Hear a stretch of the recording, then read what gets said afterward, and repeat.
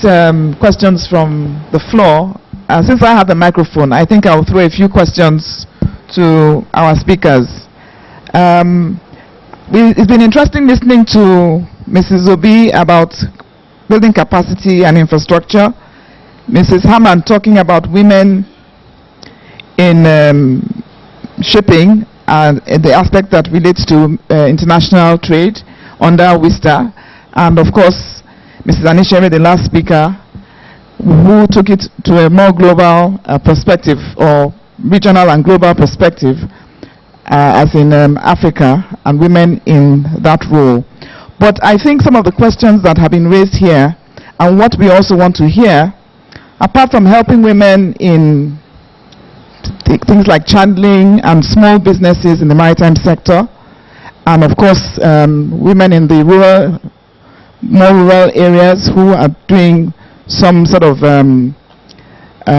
cottage type of fishing, smoking fish and fishing, because I've been to one of those communities as a member of WISTA to see some of these communities where you have women who go fishing as far as the ocean and coming back from Inepe particularly. So those are quite laudable causes.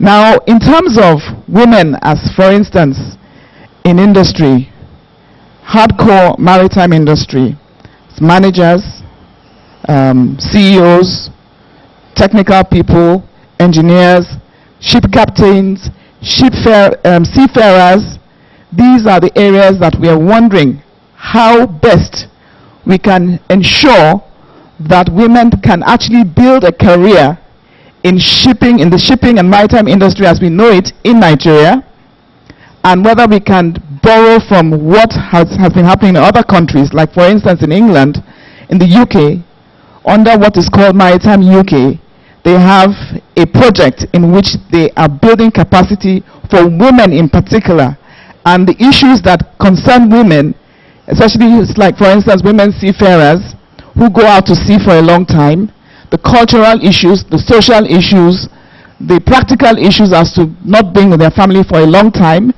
even parents not encouraging women to be in that sector, family not encouraging you to be in that sector, and even the workplace. When we're talking about industry, what are you doing to ensure that women can actually hold their own? Because they need more work, they need more assurances that they will be safe.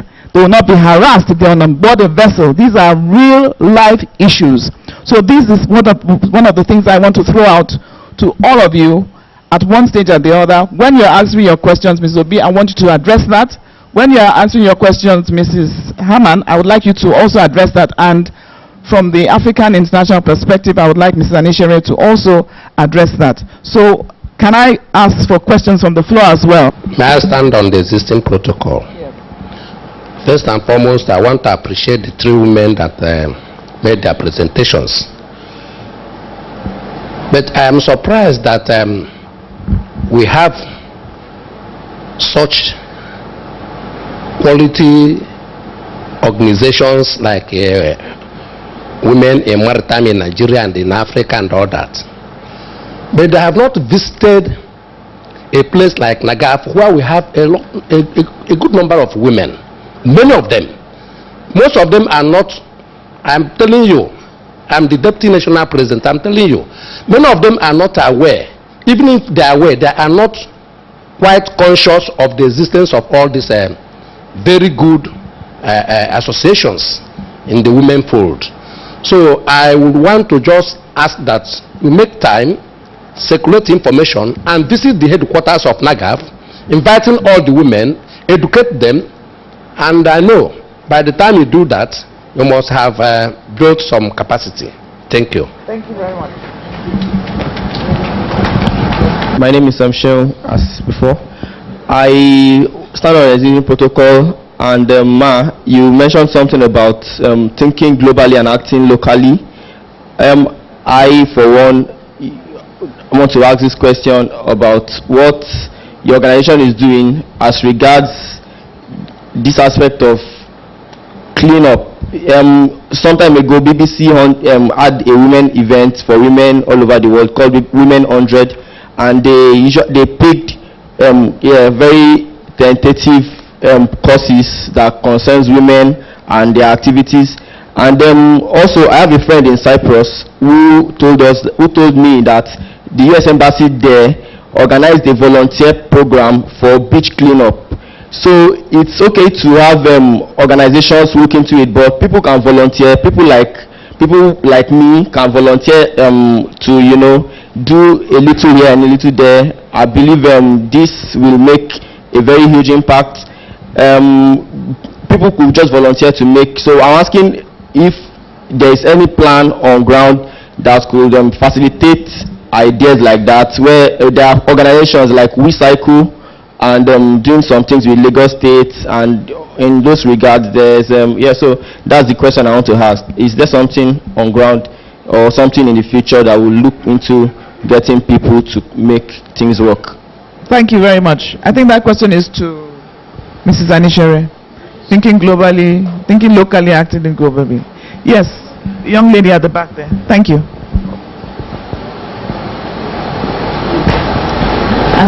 Good afternoon, everybody.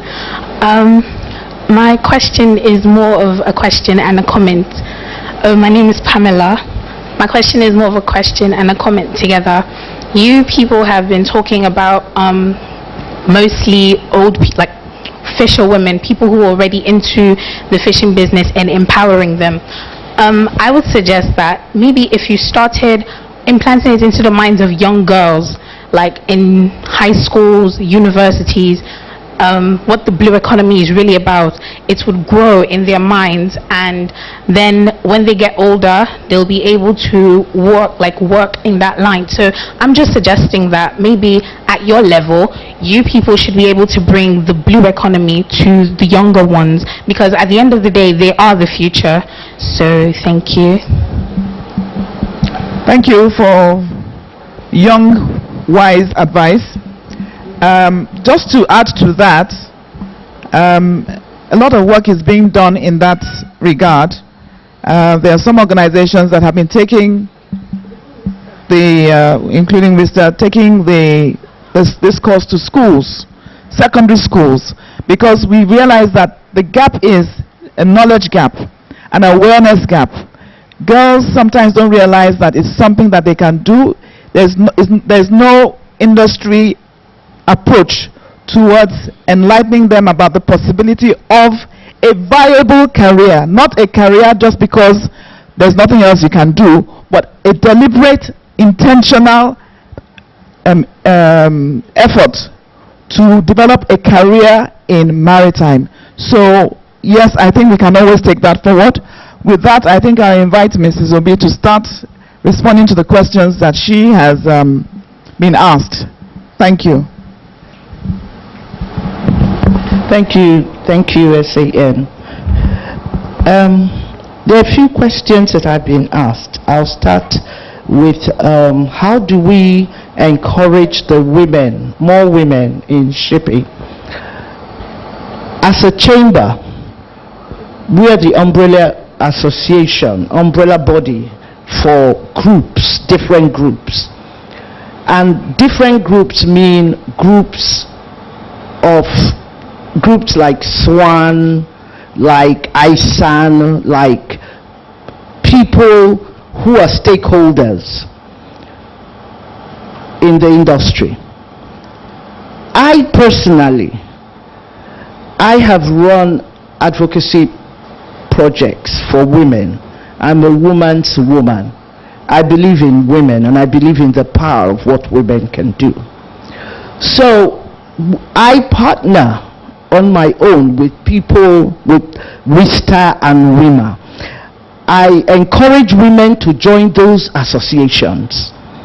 I encourage women to say their success stories, because you see, when you give your success story, it encourages another woman to join, because the industry is hard and it's dominated by men, and men do not want to give room to women.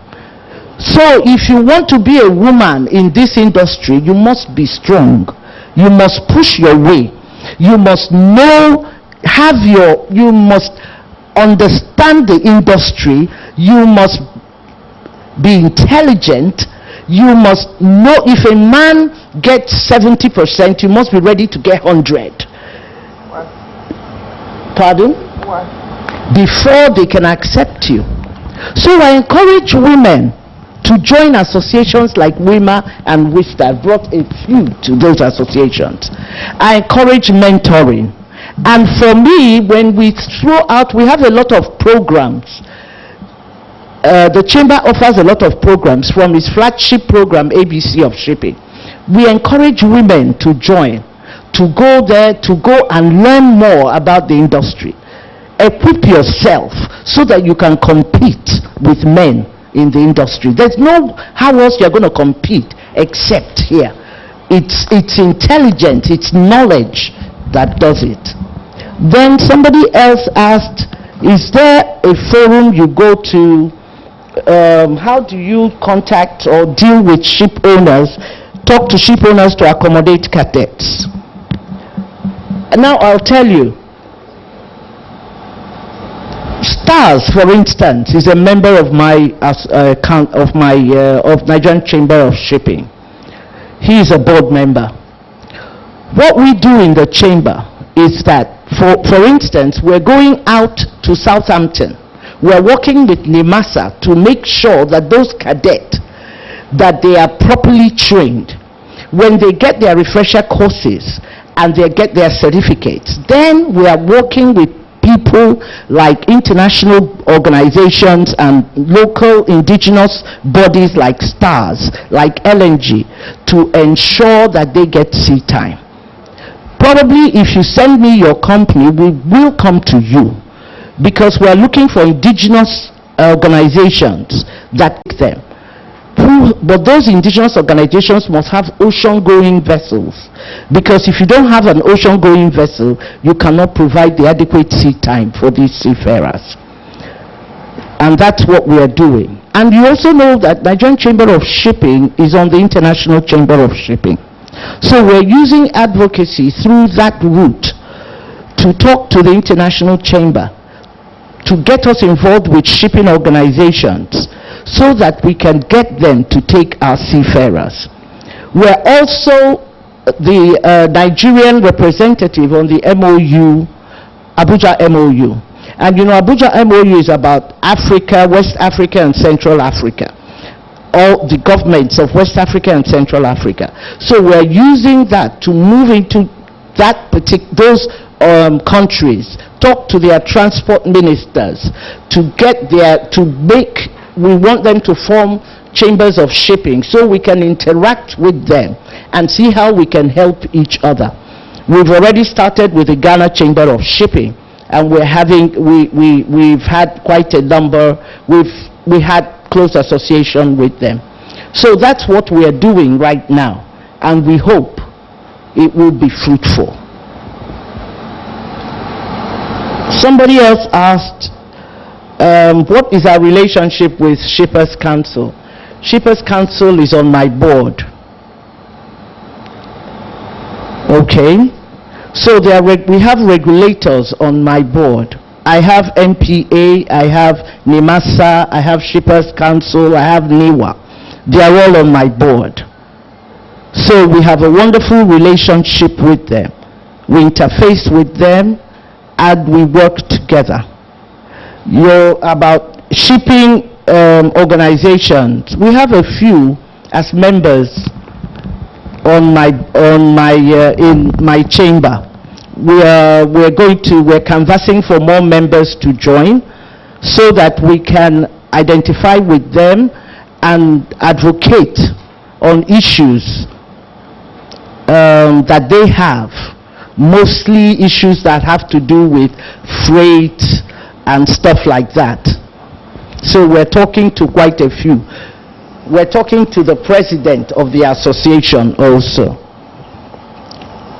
Somebody asked, Nigerian Chamber of Shipping, do we have a relationship with UK Chamber? I've just said we're on the International Chamber of Shipping, and we will pursue the issue of cadets on that platform. And then what are you doing to encourage more women in decision-making of positions?